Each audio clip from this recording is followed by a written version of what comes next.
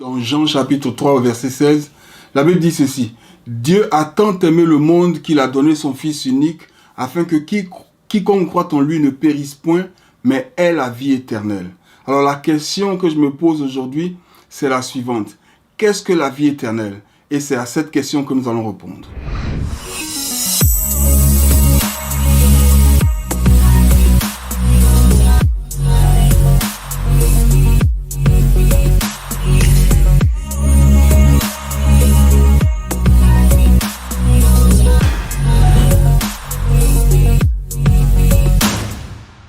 Bonjour à tous, bonjour à toutes, bienvenue sur ma chaîne YouTube. Je m'appelle Firmin Niali et cette chaîne est entièrement dédiée à l'enseignement de la parole de Dieu afin que tous les enfants de Dieu, tous les chrétiens qui sont abonnés, qui suivent ces enseignements soient édifiés. Si vous êtes ici pour la toute première fois, eh bien sachez que c'est une grande joie pour moi de vous avoir en ma compagnie. Je voudrais vous encourager à vous abonner, à souscrire à cette chaîne et surtout à activer la clochette de notification afin que vous ayez une alerte chaque fois que j'ai un nouvel enseignement en ligne. Aujourd'hui, nous allons parler d'un sujet très important, c'est la vie éternelle. Et la question à laquelle nous voulons répondre aujourd'hui est la suivante. Qu'est-ce que la vie éternelle? Comme je le disais en introduction, le passage qui est peut-être le plus populaire de toute la Bible, Jean chapitre 3 verset 16, dit que Dieu a tant aimé le monde qu'il a donné son Fils unique afin que quiconque croit en lui ait la vie éternelle.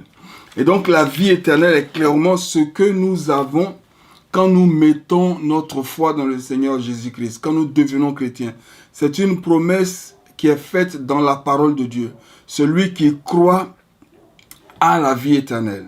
Alors, il est important que nous puissions définir, que nous puissions comprendre ce que c'est que la vie éternelle, puisque c'est le produit de notre foi, c'est ce que nous avons. Et généralement, dans la pensée de la plupart des gens, des chrétiens ou pas, c'est que la vie éternelle est une sorte de promesse future. Alors, voici un peu comment on approche la vie éternelle. On se dit, j'ai cru au Seigneur Jésus, quand je vais quitter ce monde, je vais être réuni avec le Père et j'aurai la vie éternelle. Et donc, c'est une sorte de promesse future, généralement. Cependant, il y a beaucoup de passages dans la Bible qui ont plutôt l'air de montrer que la vie éternelle est une réalité présente. Le passage que j'ai évoqué tout à l'heure, Jean chapitre 3, verset 16, dit que Dieu a tant aimé le monde qu'il a donné son Fils unique afin que quiconque croit ait la vie éternelle. Beaucoup d'autres passages montrent la vie éternelle dans une perspective plutôt présente, comme une réalité présente. Je prends par exemple le passage de Jean au chapitre 3, au verset 36, la Bible dit ceci. « Celui qui croit au Fils a la vie éternelle. Celui qui ne croit pas au Fils ne verra point la vie, mais la colère de Dieu demeure sur lui. » Alors ce passage utilise un temps présent. Celui qui croit au Fils a maintenant la vie éternelle. Et d'autres passages, je vais en citer quelques-uns. Le passage de Jean toujours, Jean chapitre 5, au verset 24, la Bible dit ceci. « en vérité, je vous le dis, et ici c'est le Seigneur qui parle, celui qui écoute ma parole et qui croit en celui qui m'a envoyé a la vie éternelle et ne vient point en jugement, mais il est passé de la mort à la vie. » Voici un passage qui est tellement riche, qui est tellement juteux, comme j'aime le dire. Alors encore une fois, nous voyons la vie éternelle comme présentée ici, comme une réalité présente. Il dit en vérité, je vous le dis, celui qui écoute ma parole et qui croit à celui qui m'a envoyé a la vie éternelle. C'est-à-dire qu'au moment où nous mettons notre foi dans le Seigneur, au moment où nous croyons, nous avons la vie éternelle. Il y a beaucoup de passages qui montrent cette réalité présente. Je vais en lire un autre. Dans Jean chapitre 6 au verset 47, la Bible dit ceci. En vérité, je vous le dis, celui qui croit en moi a la vie éternelle.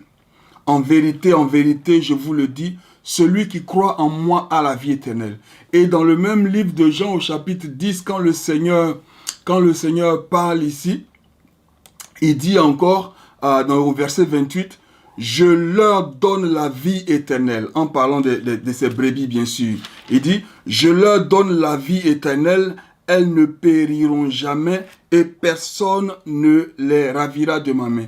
Alors l'idée de la vie éternelle comme une réalité présente est encore est visible dans les passages que nous avons lus. Et donc la question que nous nous posons aujourd'hui est une question pertinente. Puisque nous avons la vie éternelle, qu'est-ce que la vie éternelle? Et je suis sûr que beaucoup d'entre nous ne peuvent pas apporter une définition claire à la vie éternelle. Mais heureusement que la parole de Dieu ne nous abandonne pas sur le sujet. Elle nous dit une chose très intéressante que j'aimerais apporter à votre attention maintenant. La Bible dit dans le livre de Jean au chapitre 17 et au verset 3, la Bible dit ceci, et c'est très important. Ici, c'est le Seigneur Jésus qui parle et il dit, « Oh, la vie éternelle, c'est qu'ils te connaissent, toi, le seul vrai Dieu, et celui que tu as envoyé, Jésus-Christ. Oh, la vie éternelle, c'est qu'ils te connaissent, toi, le seul vrai Dieu, et celui que tu as envoyé, c'est-à-dire Jésus-Christ. » Donc, Jean, au chapitre 17, au verset 3, nous donne donc une indication, une idée claire, une idée précise sur ce que le Seigneur Jésus entend par la vie éternelle. Puisque ici, c'est le Seigneur Jésus qui parle. Ceci vient du Seigneur Jésus. Et dans toute la Bible, il n'y a pas une définition aussi claire, je dirais, aussi précise que ce que le Seigneur est en train de dire ici. Le verset 3 dit, je le répète, « Oh, la vie éternelle, c'est qu'ils te connaissent. » En parlant de Dieu, bien sûr, toi, le seul vrai Dieu, et celui que tu as envoyé. Je vais lire à partir du premier verset, du verset 1 au verset 3, pour qu'on comprenne un peu le contexte de ce passage. Au verset 1, la Bible dit, « Après avoir ainsi parlé, Jésus leva les yeux au ciel et dit, « Père, l'heure est venue, glorifie ton Fils afin que ton Fils te glorifie. Selon que tu lui as donné le pouvoir sur toute chair, afin qu'il accorde la vie éternelle à tous ceux que tu lui as donnés. Or, la vie éternelle, c'est qu'ils te connaissent, toi, le seul vrai Dieu et celui que tu as envoyé, Jésus-Christ. » Donc, qu'est-ce que la vie éternelle, telle que définie par Jésus-Christ lui-même ici? C'est connaître Dieu. C'est connaître Dieu. Et nous avons encore quelques petits détails dans le passage que nous avons lu. Nous voyons clairement que cette connaissance de Dieu nous est accordée par Jésus-Christ, puisque c'est lui qui donne la vie éternelle. Et comme il a dit ici dans le verset 2, selon que tu lui as donné pouvoir sur toute chair, afin qu'il accorde la vie éternelle à tous ceux que tu lui as donnés. Alors c'est Jésus-Christ qui nous permet d'avoir la vie éternelle et lui-même définit la vie éternelle comme une connaissance de Dieu. Connaître Dieu. C'est qu'ils te connaissent, toi le seul vrai Dieu, et celui que tu as envoyé, Jésus-Christ. Et c'est un détail très, très, très important, que nous puissions savoir que la vie éternelle, c'est connaître Dieu.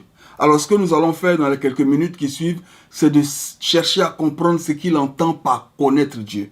C'est la définition que Jésus-Christ donne ici de la vie éternelle.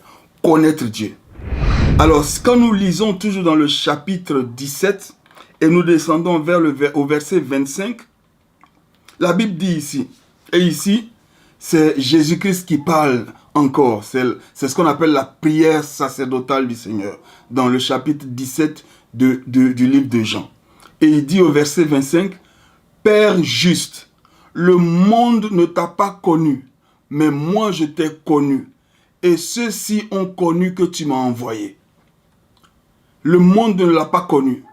Et ça veut dire que connaître Dieu et cette connaissance de Dieu dont Jésus parle est une connaissance qui n'est pas disponible au monde, qui n'est pas rendue disponible au monde. Le monde ne t'a pas connu. Donc il est clair ici que la connaissance dont Jésus-Christ parle, ce n'est pas avoir des informations sur Dieu. Ce n'est pas connaître Dieu d'une façon superficielle. Tous les êtres humains ont une certaine connaissance de Dieu. Vous demandez même à un incroyant, il a une idée de ce que c'est ou de qui Dieu est. Et tout le monde peut dire, je connais Dieu d'une façon ou d'une autre. Tout le monde peut parler de Dieu. Tout le monde peut se faire une idée de Dieu. Cependant, le verset 3 de ce chapitre que nous venons de lire nous dit que la vie éternelle, c'est connaître Dieu. Et au verset 25, Jésus précise que le monde ne t'a pas connu. Ça veut dire que le monde n'a pas la vie éternelle. Le monde n'a pas cette connaissance de Dieu qui est la vie éternelle. Et donc, c'est très, très, très important. Je vous donne par exemple ma propre histoire, mon propre témoignage. J'ai été séminariste. Mon père souhaitait, qui était un catholique, un membre très important de sa communauté catholique, avait souhaité, c'était le souhait de mes parents, que je devienne prêtre.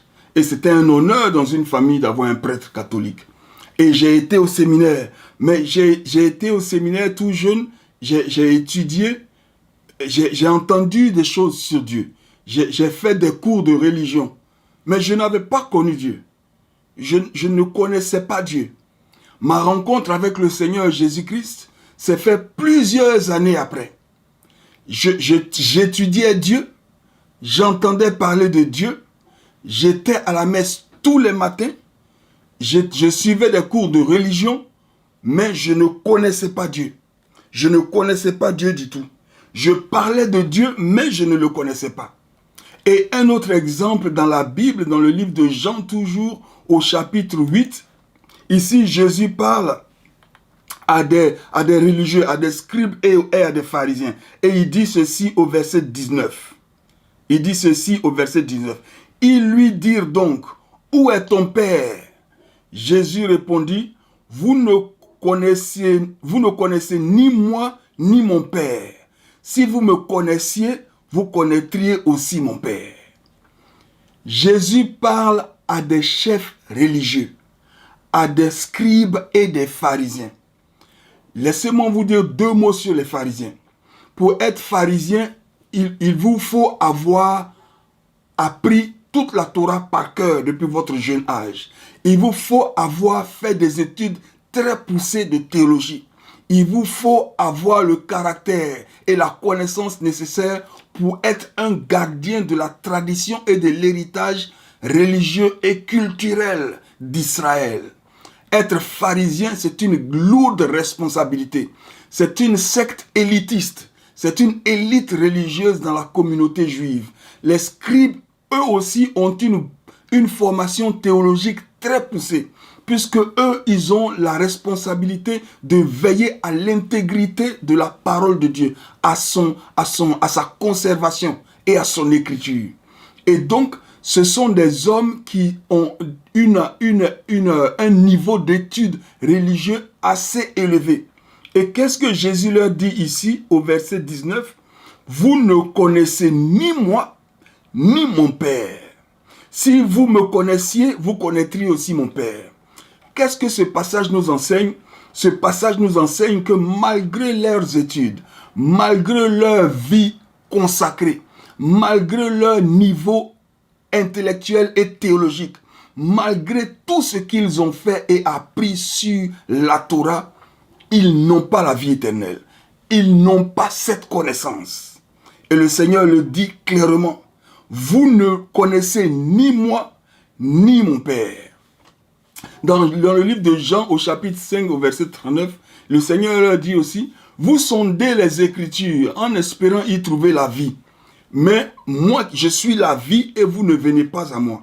Et donc, on peut étudier la parole de Dieu, on peut parler de la parole de Dieu, on peut même enseigner la parole de Dieu. On peut faire des traités théologiques, on peut faire des débats théologiques sans avoir la vie éternelle, sans connaître Dieu, sans avoir cette connaissance particulière de Dieu que la Bible appelle ici la vie éternelle. Je pense que ça, c'est une chose très, très, très importante. C'est une chose très, très, très importante. Parce que beaucoup de personnes assimilent le fait qu'ils entendent parler de Dieu, qu'ils font même partie d'une certaine communauté religieuse, qu'ils ont des pratiques dites chrétiennes, qu'ils prient, qu'ils jeûnent, ou qu'ils même étudient la parole de Dieu, ou qu'ils font partie d'un groupe à l'église, ils font partie de la chorale, ils font partie du service d'ordre, et même certaines personnes peuvent même être des prédicateurs, mais qui n'ont pas forcément la connaissance dont Jésus parle ici dans le livre de Jean chapitre 17 verset 3. Oh, la vie éternelle, c'est qu'ils te connaissent. Et donc, il est important pour nous de savoir exactement ce qu'il entend par te connaître. Pour savoir si nous avons cette connaissance, si nous avons la vie éternelle. C'est la question peut-être la plus importante à laquelle chaque homme sur la terre devrait faire face. Oui, on peut dire, je connais Dieu. Mais est-ce que nous avons la connaissance dont le Seigneur Jésus-Christ nous parle ici? Est-ce que nous avons cette connaissance? Vous voyez, ça me rappelle aussi l'histoire du jeune homme riche. Elle est transcrite dans le livre de Marc au chapitre 10. Je crois que Matthieu en parle aussi au chapitre 19. Ce jeune homme riche qui est venu au Seigneur Jésus. Oh, bon maître, comment puis-je faire pour hériter la vie éternelle? Le Seigneur lui a dit, mais tu as la loi et les commandements, il faut les observer. Il dit, mais j'ai observé toute la loi et tous les commandements. Alors, nous sommes en face d'un jeune homme religieux qui a fait tout ce que sa religion lui demande. Il va à la messe, il va au catéchisme, il va à la confession, il va à toutes les formes de procession, il essaie de vivre d'une façon morale, décente. Il fait tous ses efforts religieux, il va au culte, il écoute le pasteur, il chante à la chorale, il donne ses offrandes, il donne ses dîmes, il fait tout cela.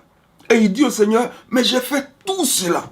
Mais je sens encore qu'il y a un vide et je sens que tout ce que j'ai produit comme effort ne peut pas satisfaire cette soif que j'ai en moi. Je veux savoir, bon maître, dis-moi comment je peux faire pour hériter de la vie éternelle. Et nous connaissons l'histoire. Le Seigneur lui dit, tu as fait toutes ces choses, mais il y a une chose qui bloque ta capacité de recevoir la vie éternelle. Et cette chose, c'est ton cœur. Cette chose, c'est ton cœur. Alors le Seigneur ne lui dit pas cela directement, mais il lui dit, va et vends tous tes biens. Alors c'est là que le jeune homme, et c'est là que nous les lecteurs, nous nous rendons compte qu'en réalité, le cœur de ce jeune homme est pris captif par ses biens. Et la Bible dit, il se retourna tout triste. Vous voyez, l'amour de ses biens était plus fort que son désir d'avoir la vie éternelle, de connaître Dieu.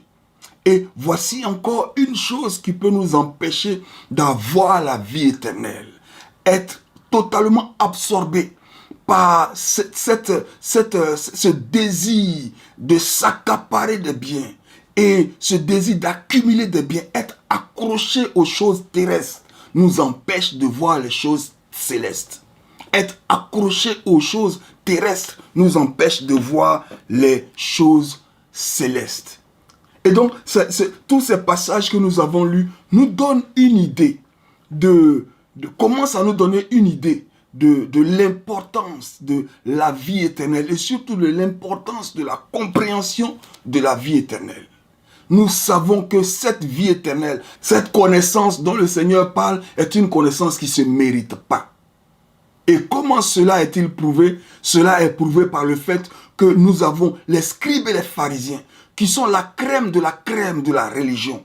Qui, si cette connaissance était basée sur le mérite, ils seraient les premiers dans le rang. Ils seraient les premiers vers qui tout le monde se tournerait et personne n'aurait rien à dire.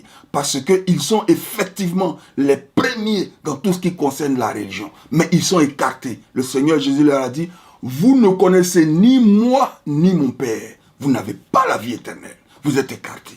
Si la vie éternelle se méritait, ce jeune homme riche qui est venu au Seigneur, qui dit, Seigneur, comment je dois faire pour avoir la vie éternelle? Il montre ouvertement au Seigneur son désir d'avoir la vie éternelle. Mais malheureusement, le Seigneur lui dit, tu as la loi. Et il nous dit, la loi que j'ai observée ne peut pas me donner la vie éternelle. Et si nous devons traduire cela dans notre ère contemporaine, nous dirions plutôt, mais je suis allé à l'église tous les jours.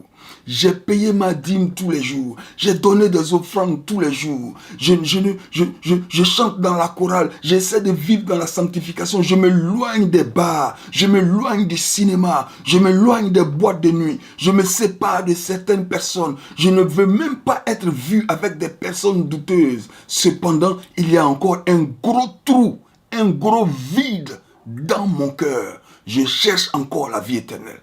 Comment pourrais-je avoir la vie éternelle? Et le Seigneur définit la vie éternelle comme la connaissance de Dieu. Comme la connaissance de Dieu. Quelle est donc cette connaissance? C'est la question à laquelle nous devons répondre. Quelle est donc cette connaissance de Dieu? Par quoi est-elle caractérisée? Qu'est-ce que le Seigneur veut dire quand il dit avoir la vie éternelle, c'est te connaître, c'est qu'il te connaisse. Quelle est cette connaissance? Alors je vous suggère ceci. C'est une connaissance qui est bien évidemment, qui va au-delà de la connaissance intellectuelle. Puisque nous savons et nous savons que tout le monde a une certaine connaissance de Dieu. C'est une connaissance intellectuelle. Qu'on soit religieux ou pas, même qu'on soit athée, on a quand même une idée de l'existence de quelqu'un qui est au-dessus de nous, qui s'appelle Dieu, ou alors on peut l'appeler comme on veut. Mais nous savons que la connaissance dont il parle ici n'est pas ce type de connaissance, sinon le monde entier aurait la vie éternelle. Alors c'est une connaissance qui est différente. Elle est d'abord personnelle, et ensuite elle est profonde. Et ce que je fais, c'est d'essayer de trouver des mots pour caractériser ce type de connaissance et de trouver suffisamment de support biblique pour que nous comprenions ce type de connaissance. Alors, c'est une connaissance qui est personnelle. C'est une connaissance qui est personnelle. Et c'est une connaissance qui est profonde. Dans le livre dans la lettre de Paul aux Éphésiens au chapitre 3, il prie pour que les Éphésiens aient une connaissance profonde. Et je prie afin que vous puissiez comprendre la longueur, la largeur, la profondeur de l'amour de Dieu. C'est une connaissance qui est profonde, qui va jusqu'au plus profond de notre cœur. C'est une connaissance qui va jusqu'au plus profond de notre cœur. C'est aussi une connaissance intime. Et ce mot intime est très important. Intime, ça veut dire c'est une connaissance qui nous rend tellement proche de Dieu. C'est une connaissance intime. C'est aussi une connaissance forte et puissante. C'est une connaissance forte et puissante. La connaissance de Dieu, la vie éternelle dont Jésus-Christ parle ici, est plus forte et plus puissante que toute forme d'addiction. Que vous soyez accroché à la drogue, que la cigarette, la drogue, l'alcool, le sexe et ces choses vous tiennent, mais complètement enchaînés. Cette connaissance est capable de briser toutes ces chaînes et de vous délivrer totalement de toute emprise de laquelle ou desquelles vous étiez incapable de vous délivrer par vous-même. Elle est forte et elle est puissante. Paul dit dans le livre de Romains chapitre 1 au verset 16, « Je n'ai point honte de l'évangile de Jésus-Christ, car c'est une puissance de Dieu pour le salut de quiconque croit. » Le mot puissance en grec, c'est le mot dunamos. Et c'est de ce mot que nous tirons le mot français dynamite. La puissance de Dieu, la puissance de cette connaissance va faire exploser toute forme de lien qui vous tenait captif. Aussi bien matériel, psychologique, moral que spirituel. Donc c'est une connaissance qui est profonde, qui est forte, qui est puissante et qui est aussi vivifiante. C'est-à-dire qui a la vie en elle et qui donne la vie. Le Seigneur Jésus a dit à cette femme samaritaine dans le livre de Jean au chapitre 4. Il dit, si tu connaissais le don de Dieu et celui qui te demande à boire, c'est toi qui me demanderais à boire. Et je te donnerai une eau vive. Une eau vive. C'est une connaissance vivifiante. C'est une connaissance de laquelle sort la vie. Nous n'avons pas le temps d'aller dans beaucoup de détails. Je vais être focalisé sur ce sujet. Mais dans dans un enseignement, dans mon enseignement sur l'esprit, l'âme et le corps, nous voyons que la vie vient de l'esprit. Le Seigneur dit dans Jean chapitre 6 au verset 63 que les paroles que je vous dis sont esprit et vie. Et nous voyons comment la vie sort de l'esprit. Et cette connaissance est une connaissance vivifiante. Elle est personnelle, elle est profonde, elle est intime, elle est forte, elle est puissante et elle est vivifiante. Et bien aimé dans le Seigneur, pendant toutes mes années de religion, je n'avais aucune idée qu'une telle connaissance de Dieu était possible. Laissez-moi vous dire une chose.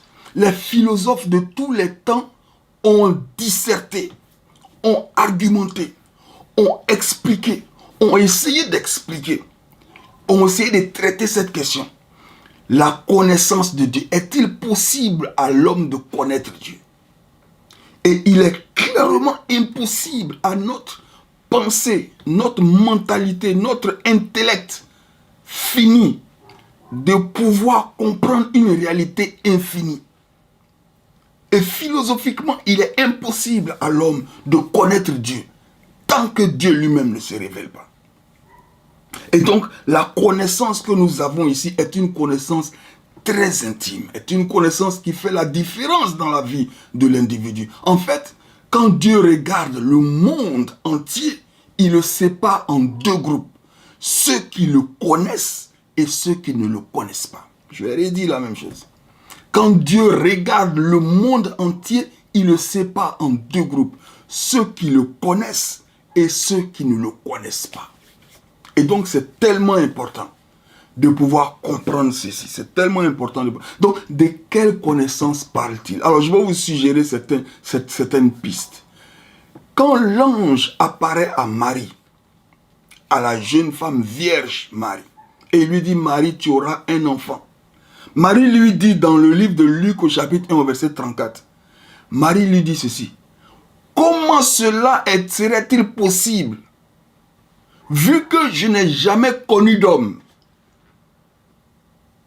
Comment cela pourrait-il être possible? Enfin, je paraphrase le verset, vu que je n'ai jamais connu d'homme. Elle emploie le mot connu, elle utilise le mot connu. Mais bien aimé, vous n'allez pas me dire que Marie est en train de dire qu'elle n'a jamais connu l'existence de ce qu'on appelle un homme. Qu'elle n'a jamais su ce qu'on appelle un homme. Ou qu'elle n'a jamais vu de ses yeux ce qu'on appelle un homme. Non, elle était fiancée, elle connaissait un homme, elle avait un homme dans sa vie. Elle sait ce que c'est que les hommes. Elle avait un père, elle avait dans la communauté des hommes. Mais quand elle dit ici, vu que je n'ai jamais connu d'homme, vous savez de quoi elle est en train de parler. Je n'ai pas eu de relation intime avec un homme. Je n'ai jamais couché avec un homme. Je n'ai jamais été aussi intime avec un homme. La Bible dit dans le livre de Genèse au chapitre 4, Adam connut sa femme Ève. Adam connut sa femme Ève. Et cette même phrase est répétée au verset 25, je crois. Adam connut sa femme Ève. Et donc nous parlons d'un type de connaissance qui va au-delà du simple fait de l'observation physique. Mais c'est une connaissance profonde et une connaissance intime. C'est la connaissance la plus intime, la plus personnelle, la plus profonde qui soit. C'est de ce type de connaissance-là que Jésus est en train de parler dans Jean 17. Alors je disais, c'est une connaissance intime, personnelle, profonde qui peut exister. C'est la connaissance la plus intime, la plus personnelle, la plus profonde qui puisse exister entre deux êtres humains. C'est à ce type de connaissance que Jésus fait référence dans Jean 17 au verset 3. C'est ce type de connaissance qui peut expliquer l'idée que le Seigneur Jésus émet dans Jean chapitre 17 au verset 3, quand il dit la vie éternelle, c'est qu'il te connaisse. C'est qu'il soit intime avec toi. Je pense que c'est très important de comprendre ceci. C'est très important de comprendre ceci. La vie éternelle, c'est qu'il te connaisse. Alors, comme je le disais d'entrée de jeu, la Bible dit que celui qui croit à la vie éternelle. Et une autre façon de le dire pourrait être celui qui croit à une connaissance de Dieu qu'aucun livre ne peut lui donner. Il a une connaissance de Dieu qu'aucun bavardage ne peut lui donner. Il a une connaissance de Dieu qui ne peut avoir nulle part ailleurs que de Dieu lui-même. Car, comme on l'a dit, c'est Jésus lui-même qui donne cette connaissance. Parce que c'est Jésus lui-même qui le dit, je donne la vie éternelle. Je donne la vie éternelle. Et encore, le fait que Dieu ait décidé de faire de nous ses enfants est très parlant dans ce cadre. La Bible dit dans le livre de Jean au chapitre 1, qu'à tous ceux qui l'ont reçu, à tous ceux qui ont cru en son nom, il leur a donné le pouvoir de devenir enfants de Dieu, lesquels sont nés non de la chair ni du sang, mais de Dieu. Il leur a donné le pouvoir ou l'autorité, le mot qui est utilisé là, c'est le mot exousia, qui veut dire autorité. Il leur a donné la capacité, le pouvoir de devenir qui? De devenir enfants de Dieu. Vous voyez, Dieu a choisi de faire de nous ses enfants. Il aurait pu choisir de faire de nous n'importe quoi. Et rien ne lui est impossible. Si Dieu voulait que nous soyons n'importe quoi, imaginez-vous, n'importe quoi, il aurait pu le faire. Mais de toutes ces choses, de toutes ces possibilités, ce qu'il a choisi comme statut pour nous, c'est que nous soyons ses enfants. Dieu sait ce qu'on appelle un enfant. Et Dieu utilise une réalité qui est commune à nous pour nous communiquer une vérité spirituelle qui nous échappe. Nous avons des enfants et nous savons ce que c'est qu'avoir un enfant, donner naissance à un enfant. Nous pouvons tout faire pour protéger nos enfants. Nous faisons que nos enfants soient les plus turbulents, les plus mauvais. Ils sont nos enfants. Et le Seigneur connaît ces choses. Et il utilise cette métaphore, si vous voulez, ce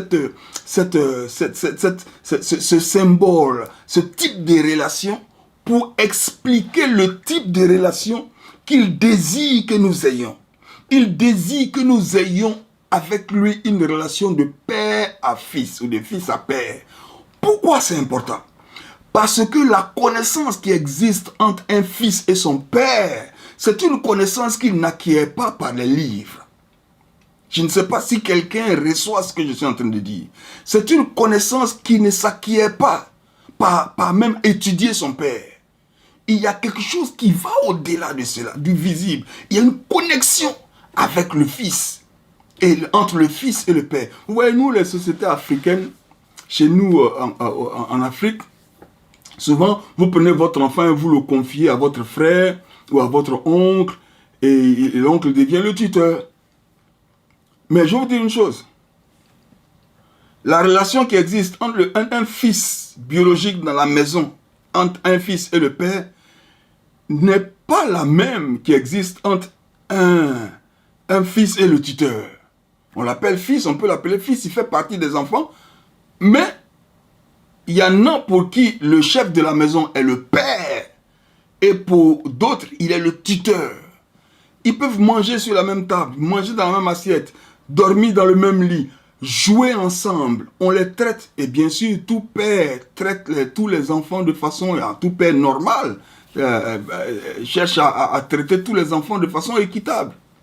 Mais il y a ses enfants à lui, et il y a ceux dont il est le tuteur. Et la connaissance, la connexion qui existe entre eux n'est pas la même. N'est pas la même. Si vous avez été chez un tuteur, vous savez, je ne vais pas vous apprendre cela. Et la Bible dit dans le livre de Galates que la loi était notre tuteur. La loi était notre tuteur jusqu'à ce que notre Père arrive. Et la relation que Dieu veut que nous ayons avec lui, c'est une relation de père à fils. Ce n'est pas une relation de patron à serviteur ou à esclave. Et je vais vous raconter une petite histoire, je ne vais pas rester trop longtemps. Mais je visitais une église où on appelait tout le monde serviteur. Oh, serviteur Marc, serviteur Jean, serviteur Jeannette, serviteur...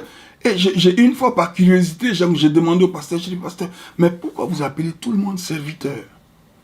Il dit, ah, mais tout le monde sert Dieu ici, et puis, si on ne les appelle pas serviteurs, il y en a qui seraient un peu frustrés, si on appelle un... Ah, j'ai dit, d'accord, d'accord. Et vous voyez, c'est cette mentalité de serviteur qui régnait dans cette église. Nous ne sommes pas serviteurs. Que dit la Bible dans le livre de Romains au chapitre 8, verset 15? Je vais lire cela pour vous. Et vous n'avez point reçu un esprit de servitude pour être encore dans la crainte, mais vous avez reçu un esprit d'adoption par lequel nous crions Abba, Abba, Père. Et le mot Abba, c'est un mot hébreu qui veut dire papa. Vous voyez? La Bible dit nous n'avons pas reçu un esprit de servitude pour être dans la crainte. Quand tu es chez un tuteur, tu es dans la crainte. Quand tu es un serviteur, tu es dans la crainte. Quand tu es avec ton patron, tu es dans la crainte. Mais quel esprit avons-nous reçu? Nous avons reçu un esprit d'adoption par lequel nous crions quoi? Nous ne crions même pas Père de façon formelle, mais l'auteur ici utilise un mot très informel. Nous crions Papa, Papa. Et voici le type de relation que nous avons avec Dieu. Voici le type de relation que Dieu a choisi que nous ayons avec lui. Une relation intime. Cette intimité ne peut pas se trouver dans les actes que nous posons. Il y a des gens qui pensent que leur intimité avec Dieu va se trouver dans les jeûnes et dans les prières, ou dans les messes ou dans les cultes. Non. Et plus ils le font, plus ils sont vides. Mais ils sont dans un mirage. Et ils continuent de faire. Parce qu'on ne peut pas faire suffisamment pour plaire à Dieu. Jamais. On ne fera jamais suffisamment pour plaire à Dieu. Je sais que je suis en train de dire des vérités très très très profondes aujourd'hui. Et donc, c'est le type de relation que Dieu a choisi d'avoir avec nous. Et c'est une connaissance, la connaissance de la vie éternelle, la connaissance dont le Seigneur Jésus-Christ parle ici, c'est une connaissance qui est rendue possible par Dieu lui-même. C'est une connaissance qui est rendue possible par Dieu lui-même. Et comme je le disais tout de suite, il n'y a rien que nous puissions produire de nous-mêmes pour avoir une telle connaissance intime. Un enfant qui est chez son tuteur ne peut rien faire pour devenir enfant biologique. Il ne peut rien faire. Il ne peut pas changer de statut par lui-même.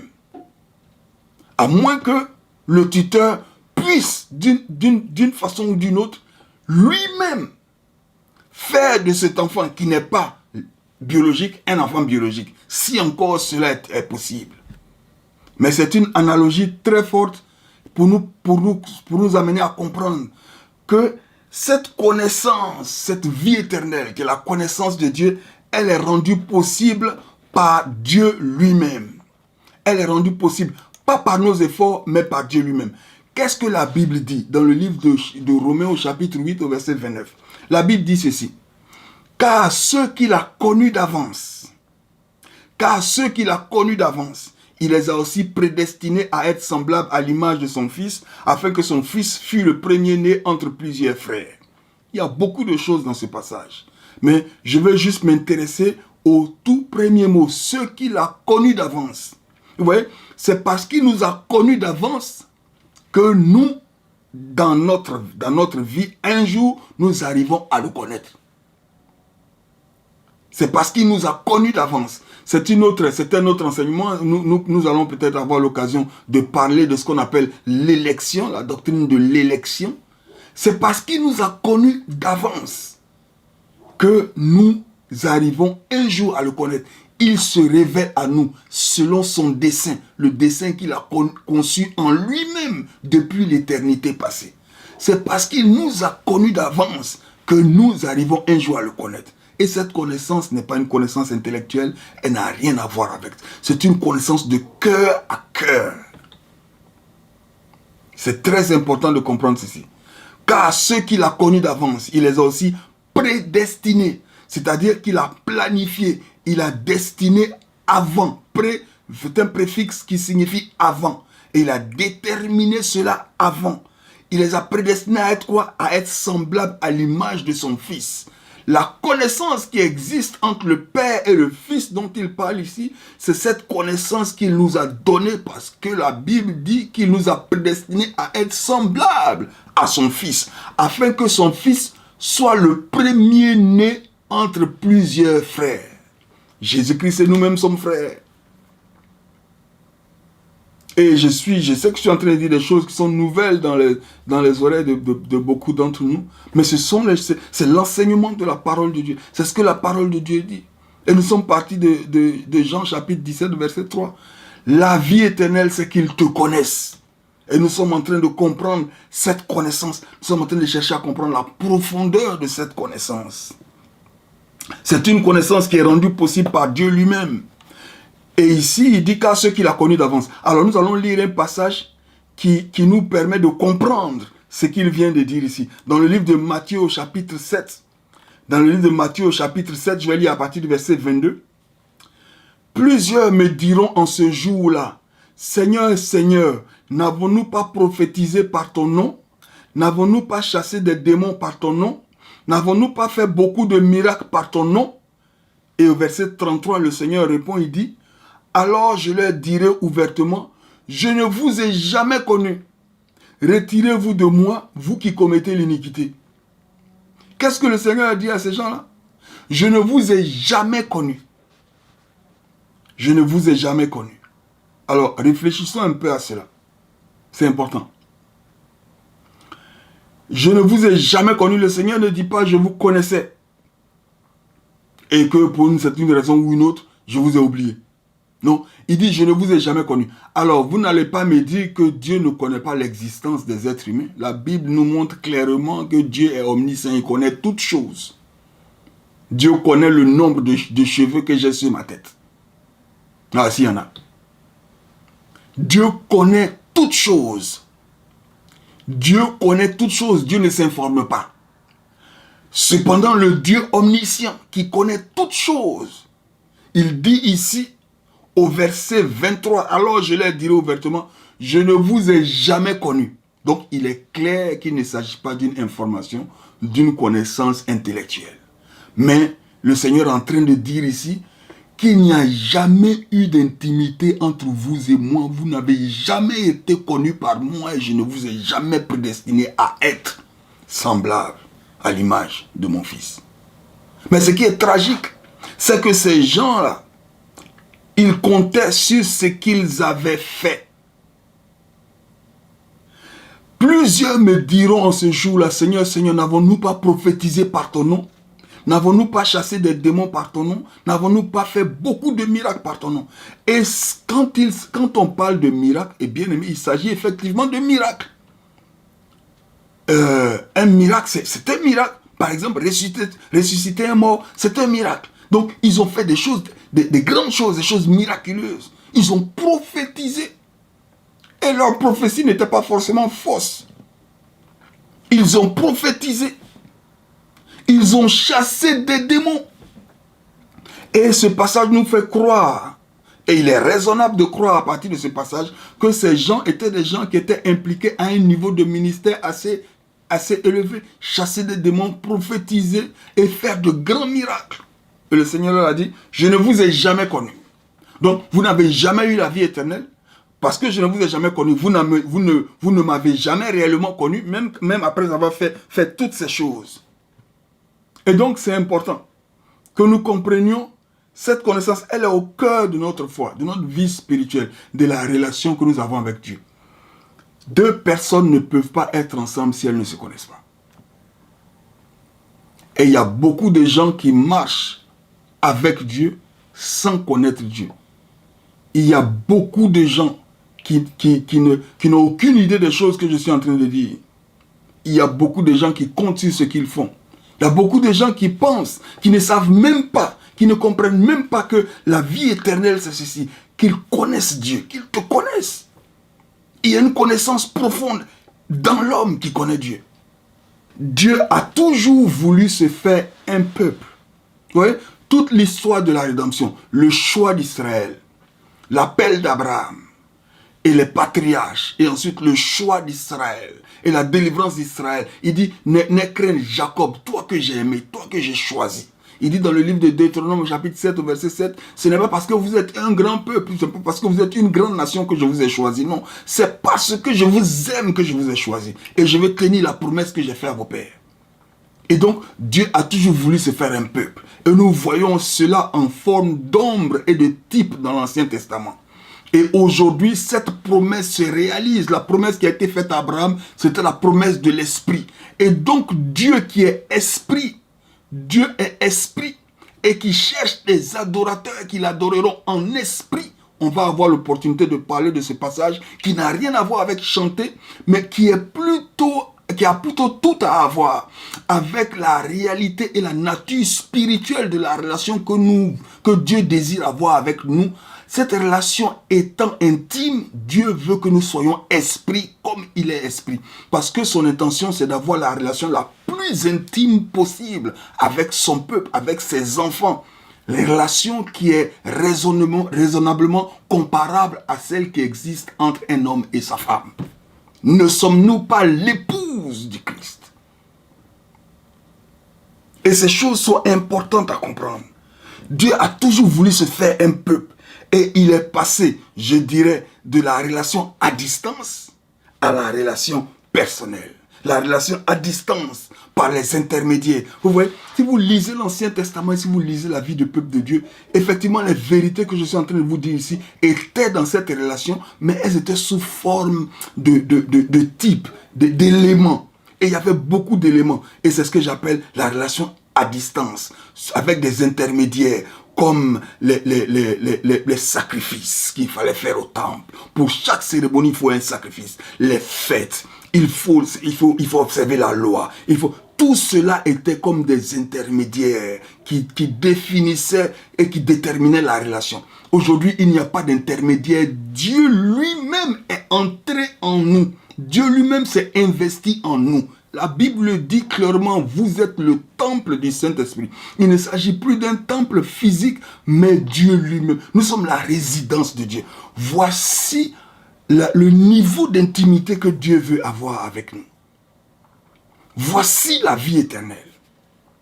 Voici le niveau d'intimité que Dieu veut avoir avec nous. Il est passé de la relation à distance à la relation dans laquelle il fait de nous sa demeure. Il veut être proche et il veut que nous soyons proches. Et il veut avoir cette relation. C'est ça la vie éternelle. C'est pourquoi elle commence aujourd'hui. C'est pourquoi le Seigneur dit, celui qui croit à la vie éternelle. Aujourd'hui même. Celui qui croit à la vie éternelle. Elle commence ici. Elle va atteindre son point culminant. Mais elle commence ici. Elle commence ici. Et comme on a vu dans Matthieu 7, tous ces gens qui comptaient sur ce qu'ils avaient fait. N'avons-nous pas fait ceci? N'avons-nous pas fait cela? Eh bien, Dieu ne connaît-il pas tout le monde? C'est vrai qu'il connaît tout le monde. Mais il leur a dit, je ne vous ai jamais connu. Bien-aimé, le chrétien est le seul être vivant qui peut dire qu'il connaît Dieu. Le chrétien est le seul être vivant qui peut dire qu'il connaît Dieu. Il ne connaît peut-être pas toute la Bible. Il ne connaît peut-être pas tous les versets. Il ne connaît peut-être pas tous les grands thèmes théologiques. Il n'a peut-être jamais étudié de théologie. Mais il peut dire avec assurance, je connais Dieu. Parce qu'il a rencontré Dieu. Parce que Dieu s'est révélé à lui. Vous voyez, quand le Seigneur s'est révélé à cette femme, et c'est une rencontre personnelle, c'est pourquoi j'insiste sur le caractère personnel de cette connaissance. Quand le Seigneur s'est révélé à cette femme, il a attendu la femme au puits. La femme est arrivée au puits, puisque c'est une femme qui avait honte de sortir en public. Elle a attendu que le coin soit calme. Et le Seigneur l'a rencontrée personnellement. À un moment de la discussion, elle lui a dit, qui es-tu? Es-tu un prophète? Es-tu ceci? Es-tu cela? Es-tu le Messie dont on nous a parlé, qu'on attend? Et le Seigneur lui a dit deux mots en grec, je vais les dire en grec. Il lui a dit, ego émi. Ego émi, ça veut dire je suis. Les traductions que nous avons traduisent cela en disant oui, c'est moi. C'est la même idée. Mais c'est important parce que je suis, c'est une expression très importante. Quand Moïse demande à Dieu, quand je vais en Égypte et que les gens me demandent qui t'a envoyé, que leur dirai-je? Dieu lui a dit, si tu vas, dis-leur, je suis t'a envoyé. Je suis, c'est mon nom. Ego émi en grec. Je suis. Et quand le Seigneur dit à cette femme, je suis, c'est Dieu qui se révèle à cette pécheresse. Parce que dès qu'elle a entendu ego émi, sa vie a basculé d'une façon inimaginable. La prostituée du village est devenue l'évangéliste du village et qui a fait, celle qui avait honte de se promener en public est devenue celle qui est allée prêcher à tout le village et tout le village l'a écouté.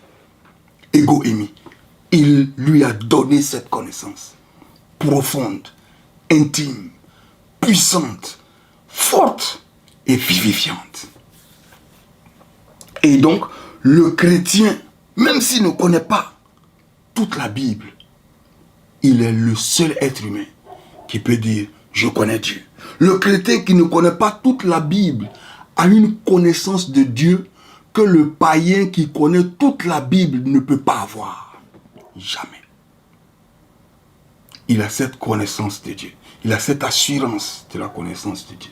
Il a cette assurance de la vie éternelle. Et voici ce que le Seigneur appelle la vie éternelle dans Jean chapitre 17, verset 3. La vie éternelle, c'est qu'ils te connaissent et celui que tu as envoyé. Bien aimé, si tu ne connais pas le Seigneur, si tu ne connais que la religion, la vie éternelle est accessible. Elle est accessible à toi aujourd'hui. Il ne suffit que de te tourner vers celui qui la donne et lui dire, j'ai essayé comme le jeune homme riche, j'ai fait tout ce que je pouvais et je suis prêt à tout laisser. Parce que le désir de la vie éternelle en moi est plus grand que tous les biens qu'un homme peut posséder. Et tu vas voir ce soir, à l'instant même, cette vie va entrer, cette connaissance va entrer. Et les écailles qui étaient sur les yeux, Paul dit, si notre évangile est encore voilé, il est voilé pour ceux qui se perdent, ceux dont le Dieu de ce siècle a aveuglé l'intelligence. Tu vas voir que cet aveuglement de l'intelligence soudain va se déchirer et tu vas voir la face glorieuse de Dieu dans l'évangile de la bonne nouvelle de Jésus-Christ de Nazareth. Ça sera tout pour aujourd'hui.